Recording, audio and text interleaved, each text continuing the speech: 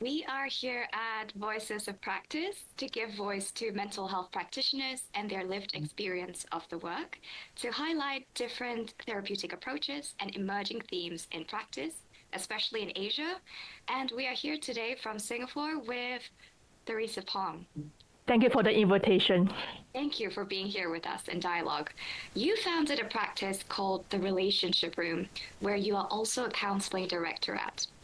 As I was preparing for the interview, one thing that really struck me was your commitment to continuous learning. I was so impressed by the kind of certifications that you've gotten, the proof of commitment every year to kind of advance your specialty, that is in couples therapy and relationship counseling.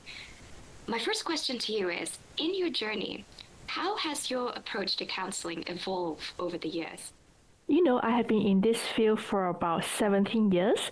So when I first graduated as a fresh master degree student counselor, I actually see cases from all walks of life, from children to teenagers to even adults, and of course the elderly.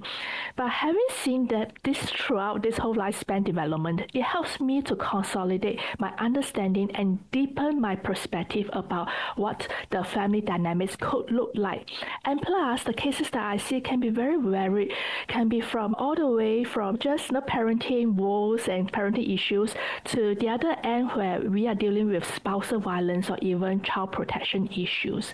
And that gave me the affirmation and the confidence that the family is a primary unit in any society. And that's why this is one area that I am very interested in. So ever since then, in all these past years, and with the evolution of all the modalities and approaches to counseling, I find myself that there is a need for me to constantly upgrade my skills so that I can be a better version when I present myself to my clients. Yeah, that sounds really fascinating because the clients are evolving with you. Yes, the society is also evolving as well. Exactly. And it's Yes, important as the modalities improve, more knowledge gets put in as well, and the techniques get honed with all the experiences gathered. That's yeah, amazing. yes. And when people first come to you, what are they usually hoping therapy will help them with? I basically see two groups of clients that come to see me.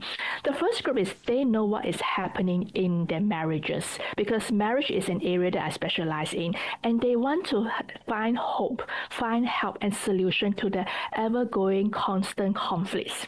Now, the other group that I'm seeing is they are so overwhelmed with emotions, and especially if they are going through a betrayal or infidelity, they are lost. They don't know what to do. Whether do I stay in the marriage or do I leave the marriage? So when they come to see me, they tell me, Theresa, I really don't know what to do, but we are here to see you to see how you can help us to seek clarity.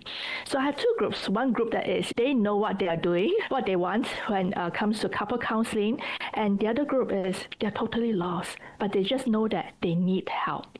I see. So Mhm. in this aspect, your strategies for these two different groups would be very different as well.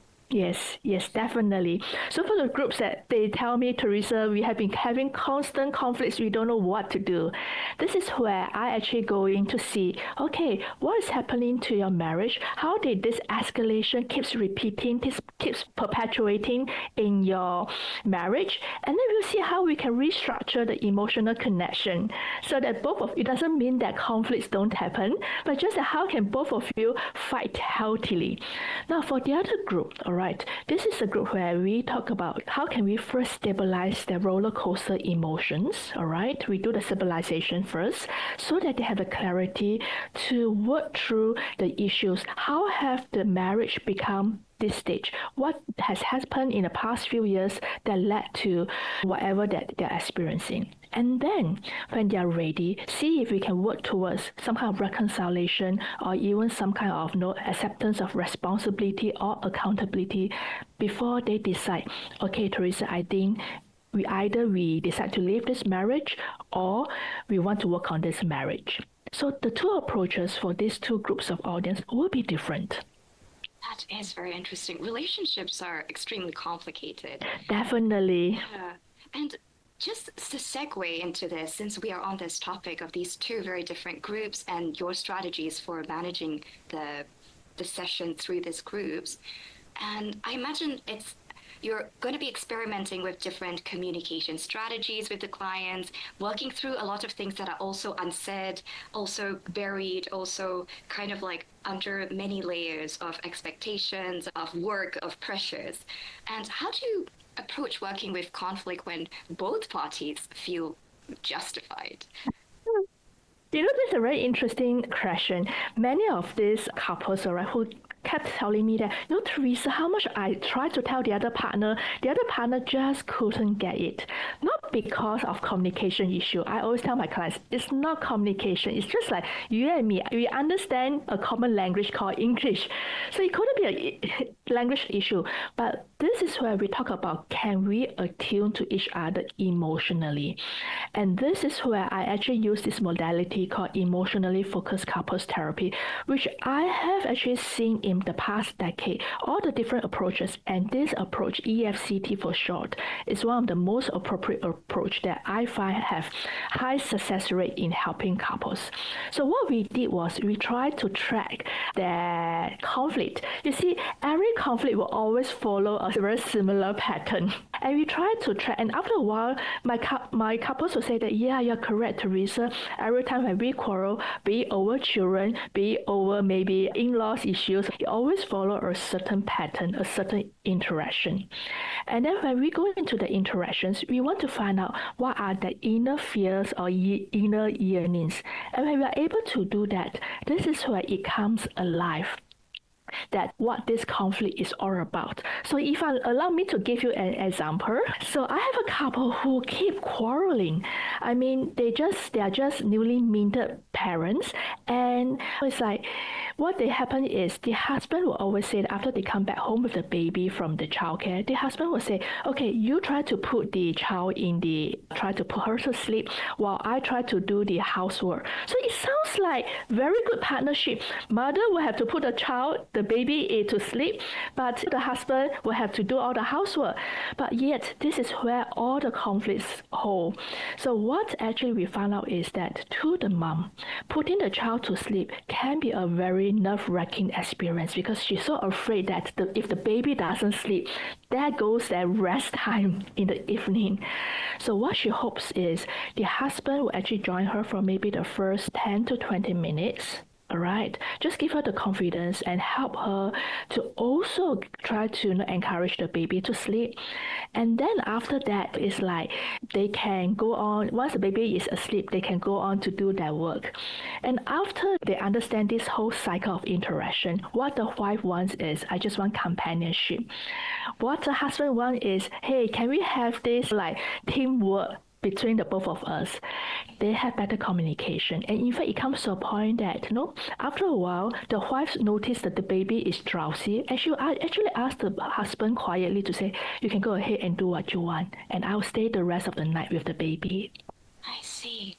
So in situations like this, it's not a lack of love, it's not a lack of communication, but rather the inner fears and the inner needs, inner wants, and the inner fears. I see. That is very fascinating. Yeah, so it's not about communication, but whether can we attune to each other's needs. That is a crucial key to a good, effective communication and interaction. Thank you. Thank you for sharing that really great example. Like, I'm sure that a lot of listeners coming in who are new parents as well could actually relate to that in other ways. It could have many, many spin-offs of that as well. Yes, correct. Okay, that's brilliant. And in your contact with the ground, the public, your clients, and you also do some supervision for other counselors and therapists as well, what do you think people misunderstand most about relationship counseling? I imagine it's not just about the communication, but is there anything else that you observe that they misunderstand? Yes. Yes, they expect the relationship counselor, all right, to be like a judge, telling them, okay, who is right and who is wrong. It's like a referee, who's right and who's wrong. And also they were expecting me to also give them instructions, like a guideline, what to do to make their relationship a better place. But I will always tell them right from the start in my first session, I will tell them that I'm not this person. But what I can do is I create a space, I hold a space for both of them to have a conversation that both of them are trying to have but not able to have on their own. But I'm here to help to facilitate this conversation in such a safe space that you feel vulnerable, you feel connected to talk to each other about your issues. I see. Your role as a relationship therapist in this case is to create the space and to also guide them using very specific tools like Yes. EFT tools, Yes. EFCT tools. Yes. And then probably gauge along the way what other guidance they may need. But at the end of the day, they're the ones that are leading this Yes. space. Okay. So I would say that it's like dancing a tango. I may just teach them how to listen to the music and then help them to move when it's time to move so that they won't end up stepping on each other's shoes. But at the end of the day, they are the one who dance, not me. That is a brilliant analogy. And I like it, like, because two bodies moving together versus a witness that's looking, it's very different experience, and Yes. that's amazing. Right. So in this case, like, what distinguishes therapeutic work from advice giving or problem solving would really be this creation of a safe space without any sort of prescription, right? Like, we all have this, sometimes we hear people saying like, why do you need a counselor? Why do you need a therapist? Just come and talk to me. I get it. And it's persisting, like this idea. Have you ever had experience where, yes, I did talk to somebody, but after talking to somebody, I walk away not feeling like I am validated or I'm heard. Even they have given us very kind suggestions, good recommendations, but we will not be able to embrace them. And this is where the therapeutic interventions in counseling comes in. In counseling, we don't even at all give advice at the beginning stage.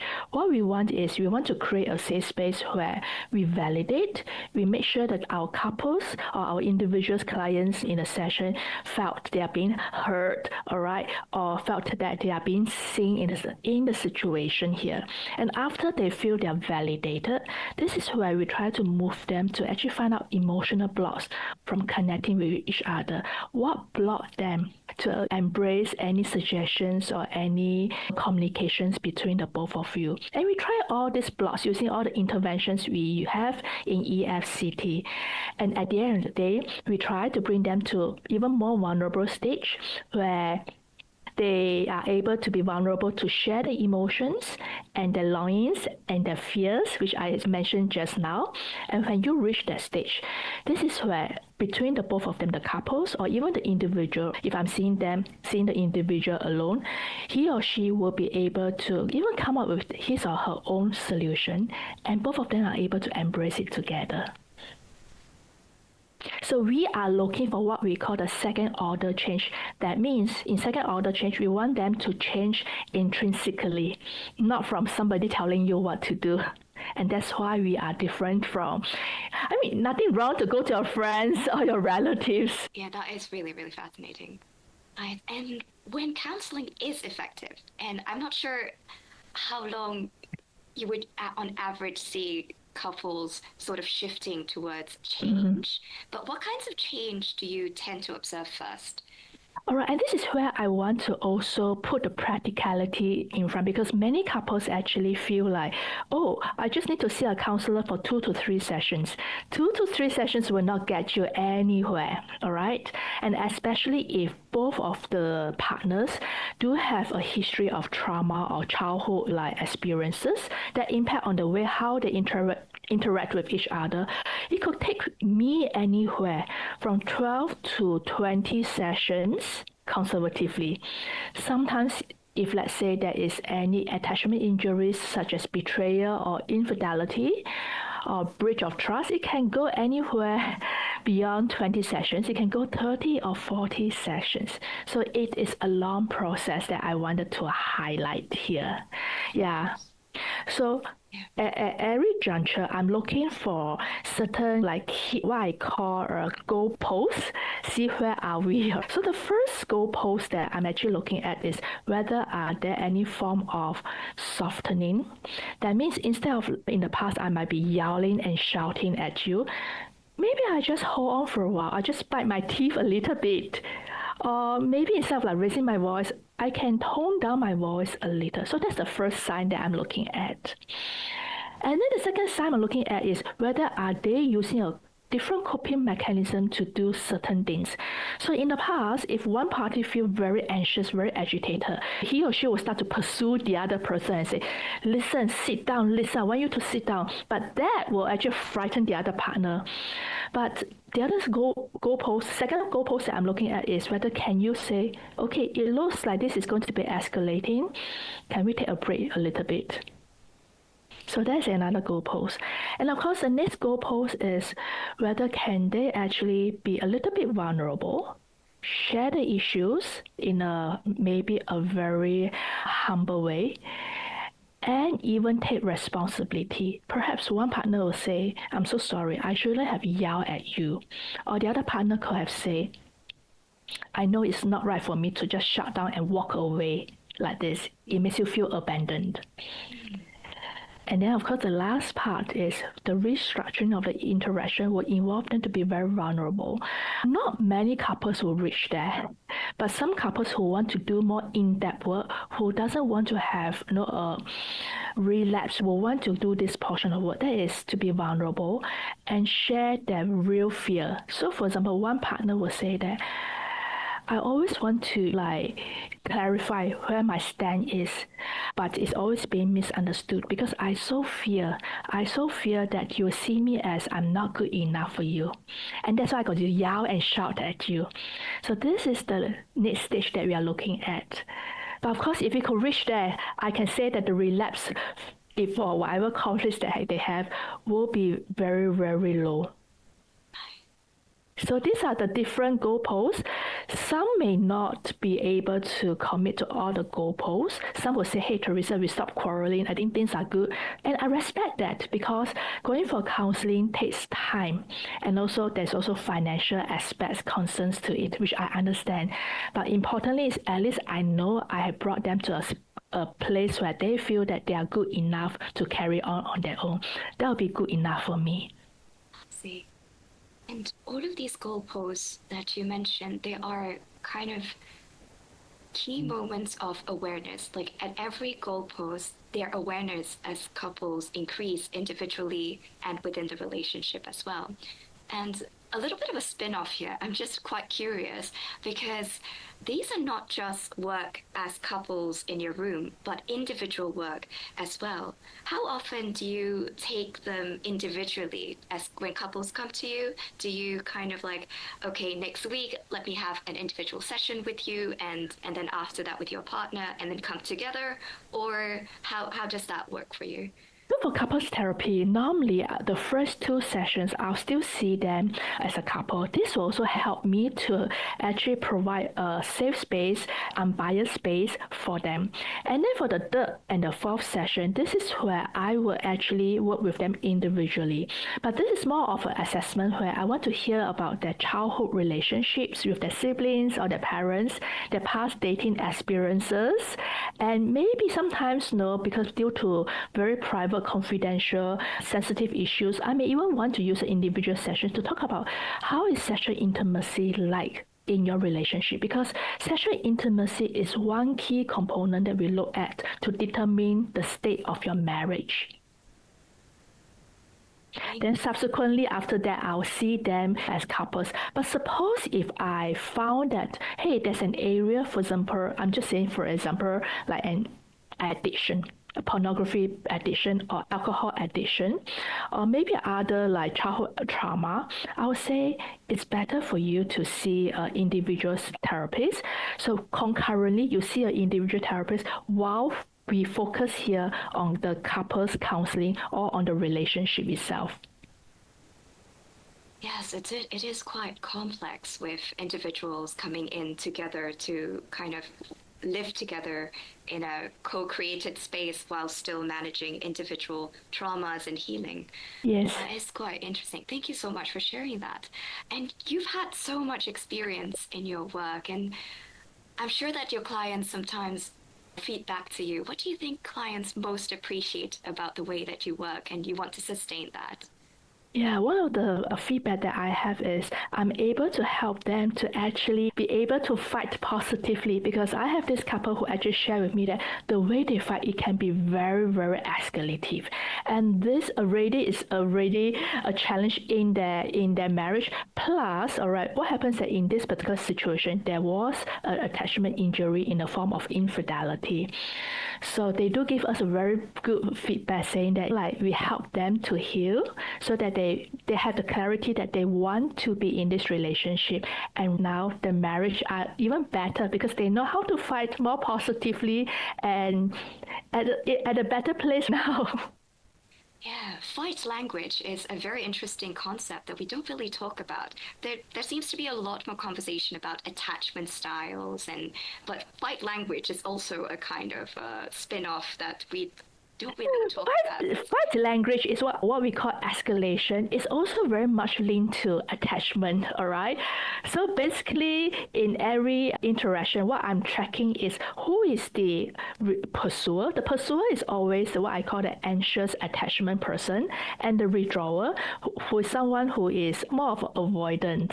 A lot of people think that they are the pursuer and they are the withdrawer, but it's not so simple as it is. So sometimes I do look for some of the markers in this area. I see.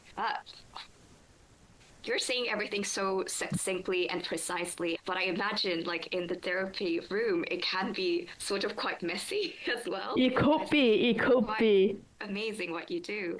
Relationship is complex, and that's why we are here to help both of you to make it simpler and less complex also. That's amazing.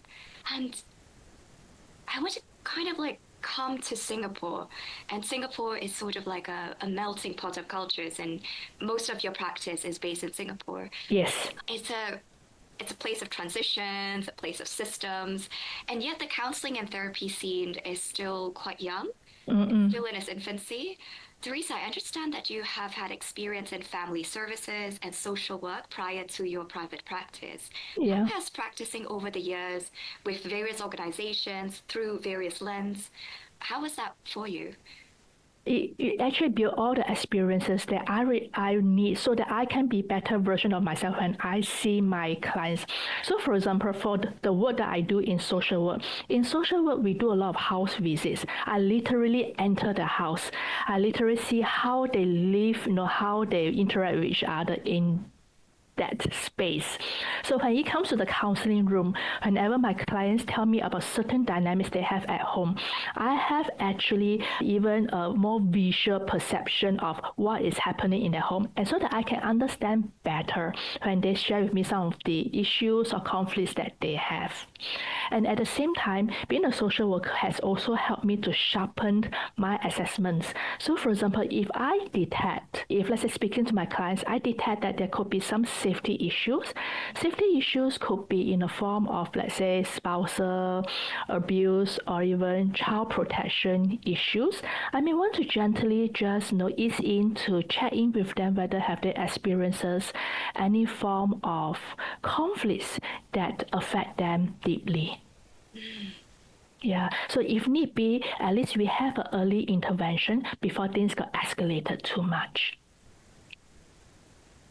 Thank you for sharing that. Yeah, social work is it could be another video on its own, so yes. I won't go too deeply into when you also enter the space, you enter the shared space that these things are also happening for them. So that kind of gut feeling also comes up there, I imagine. Yeah. And how do you perceive cultural and societal expectations in Singapore? And Singapore has its very unique pressures as new parents, as elderly couples as well. And how does that show up in the difficulties people bring into therapy with? Definitely. I mean, as Singaporeans, like it or not, we do live in a very stressful space. All right. And when it comes to counseling, they don't just bring one issue. They bring multiple issues. For example, issues with their finances, which comes up very, very often in our counseling rooms, or even interactions with their in-laws or with their colleagues, or even work-life balance, how it's affecting into their homes. All these topics did come out in the counseling room. But at the same time, if you talk about the cultural expectations or cultural shifts, all right, unlike 10 years ago, I do notice that these days Singaporeans are very willing to come forward to say that, hey, there is issue in my marriage, or there's issue that I need someone to help me in my life. And they are very willing to come forward to actually seek counseling help, which as compared to many years ago, counseling seems to be like a taboo. It's only when you are at a very dire stage, then you go and seek a counselor's help. Yeah, I think it's shifting as a very positive thing that I am hearing. Yes. Especially when we do have this idea that we're a little bit more, there's a lot more saving face in our culture. Yeah. Recently, I've been noticing in the public transport, there's these very huge advertisements for a government initiative for families for life. And when I went to the link, it showed me a slew of marriage programs that the government is also initiating and probably collaborating with different practices as well. How do you feel about this? I think these are excellent programs, because this is what we call the upstream programs that we want our couples, our families to take part in, so that it's like we want to do preventive work before it becomes escalative, and then the remedial work have to come in. And all these programs, if you notice, they're very affordable. Many of these programs are actually highly subsidized by our government. So I'll say that please go ahead. I encourage, if you have the time, go ahead, participate in all these programs. You will help to enhance and enrich your marriages, and also strengthen your relationships with your family members as well. I was very, very kind of like quite warm that it's dispelling quite a lot of stigma around counseling and what I imagined maybe like 10 years ago. Yeah. And as you look back in your practice, have client expectations changed? Maybe you've touched this a little bit, but I just wonder whether or not you see a contrast in the kind of expectations of your clients in the past versus expectations of clients today.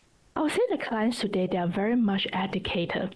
When they come to me, they have already done their reading. They even know the different types of attachment styles. And when they read that I'm using EFCT as a modality, they also read about the modality. So I would say that they are very, very educated, which compared to maybe 10 years or 20 years ago, where internet is not so prevalent, especially now with ChatGPT and AI. I mean, all our clients get all this information. But importantly, is even if they are educated, they have the information, it doesn't mean that all the information is right. So that's why this is where we have to come in. We have to do the education, and at the same time, it also sharpen our skills. We need to always sharpen our skills so that we can be better than before to serve and support our clients. And it's also interesting because the information that we get is whatever knowledge that is present now. Most of it that is accessible in English is usually from a very Western lens. And a lot of these research is also from a very Western culture. So it's also quite interesting to kind of be careful with the knowledge and understand that it's not always relevant to our society, to our culture, to our backgrounds. And I just want to add on, with the prevalence of TikTok or YouTube or all those internet platforms, I will always tell my clients, be careful of the contents that you are actually consuming. Make sure that they come from reliable sources, because I have clients who come to me thinking that love is all about what they watch on Korean drama, which is so different. That's not the reality, and that's why in the reality world there's so much conflicts, because many of our clients take the concept from the fantasy world. But one thing for sure is, I know it may not sound nice, but to have a good relationship, we need to do hard work, which the fantasy world is not showing that. What do you think will be increasingly important in relationship work in Singapore? Okay, while you say that it's infancy stage, as compared to our neighboring countries such as Malaysia or even Philippines, you'll be surprised that our counseling sector is not regulated.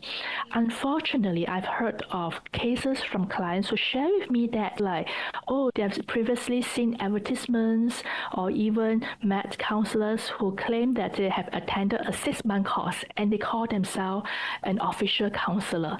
And this is one piece that, as a Singapore Association for Counseling, which I'm a member and also a registered counselor with, is advocating to the government regulate this area so that we know, just like how we regulate healthcare, we want this area to be regulated so that we know as Singaporeans or as citizens in here, we have the peace and mind that we are going to somebody who is qualified. I'm really looking forward to seeing how this is, but there's also an urgency that I feel as mental health is not only becoming something that people really want to utilize the services with an urgency, and with things moving so fast as well, I think there is some sort of impetus to get this regulated as soon as possible. And likewise, clinical supervision is also no longer a luxury, it is a must, because being a counselor can be a very lonely job. In the room, it's only you and your client,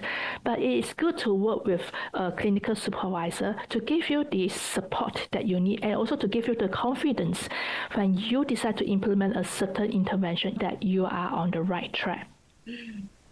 And it's very complicated as well without supervision, as there are a lot of things going in the space, such as certain projections that you might not be able to catch when you're in the eye of the storm. It's important to kind of have a neutral opinion from the outside and to sort of guide you along as well.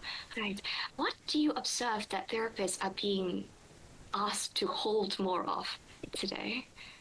Wow, in this evolution, there are much more for us to hold. But more importantly, it is more important to actually hold the kindness and empathy for our clients. Because, especially when it comes to couple counseling, it is very easy to fall into the trap of judging. It is very, very vulnerable for us to be biased. And this is a space where we have to tell ourselves, before we make the judgment, before we make that conclusion, can we take a step back? Let's just ask ourselves what is happening inside us so that we can give space, give a bigger so-called and space to our clients. Thank you. For someone listening in and they still wondering whether or not counseling is worth it, what can you say that they can reasonably expect when they go into the room? I want to say that give counseling a try. Not just only 1 session or 2 sessions. At least try for 5 sessions to seek some clarity whether is this something that you want.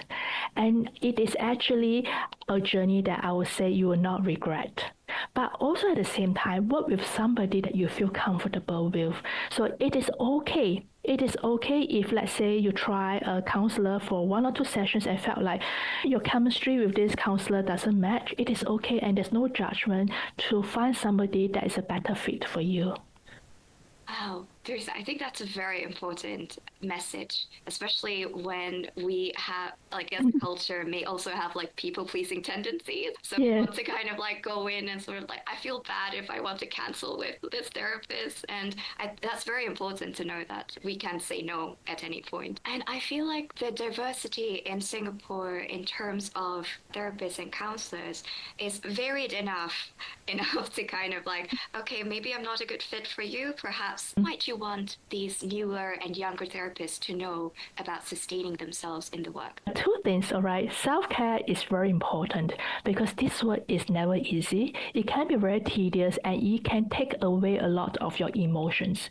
So don't force yourself to say, hey, I must do 6 or 7 sessions. You will get burned out if you go on like this. It's not sustainable. Find a duration or interval that you are comfortable with and that is sustainable. All right, so self-care is important, and if you need to talk to somebody, do seek clinical supervision. For example, if you have a heart case or a case that leaves you very drained, this is a time that you need support, because this journey can be very alone, and we cannot survive just being on our own. So I'll say that to go on a longer journey, have someone to walk this journey with you, work with a clinical supervisor. Amazing. And we are close to the end of the interview. All right. For a closing and to kind of come back to you as a human, what currently feels alive and meaningful and important for you in the practice? For the practice at this moment is, I also want to share that sometimes your clients may be working with you at this moment and you may not see results. Don't be disheartened. I recently actually received a testimonial of a client whom I saw her in 7 years ago. Yes, it is very heartening to know that at that moment, perhaps she couldn't see the light at the end of the tunnel, but she remembers what I have shared with her, not to give up hope and to continue what she's doing, and she will entrust the process. And today, she saw the outcome and she wrote a testimonial to me. And this is something that gave me a lot of confidence, a lot of assurance that whatever we do, just trust the system. Trust the system, and the work that you do is long lasting. It doesn't change just within the 12 to 20 sessions down the road. It can change. Yeah. And the change can be something that is really big and be positive.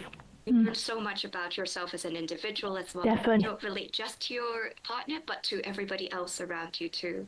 Yes. Light language stays with you throughout your entire life. Yes, I continue to sharpen my skills and continue to grow in this aspect as a person as well. And even the way how I see certain issues at work or even in my family has also shifted over the years due to the work I do with my clients.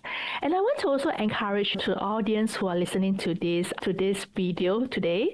20 years ago, I was at a very, very hurtful place where I didn't know what to do. And that was when I first discovered counseling. Well, at that point of time, while we see shifts, but it wasn't a major shift then.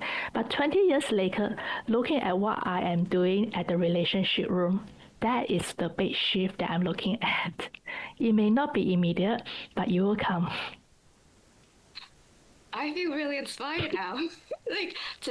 To really trust the process and to be intentional in awareness in every step of the way. Yes. Literally, when you look back, it'll be like, it's there. Thank you, Theresa. You're welcome. Theresa, we have come to the end of our interview. We really appreciate you taking the time today to be in conversation about your practice, sharing your insights on the trends in Singapore and your hopes for a local counseling and psychotherapy space. We look forward to continually engage the community of practitioners to support and gain transparency in the field of mental health in Singapore, because like you mentioned, the road is quite lonely. Your contributions are invaluable, and we thank you once again. Thank you very much. Thank you very much for this invitation.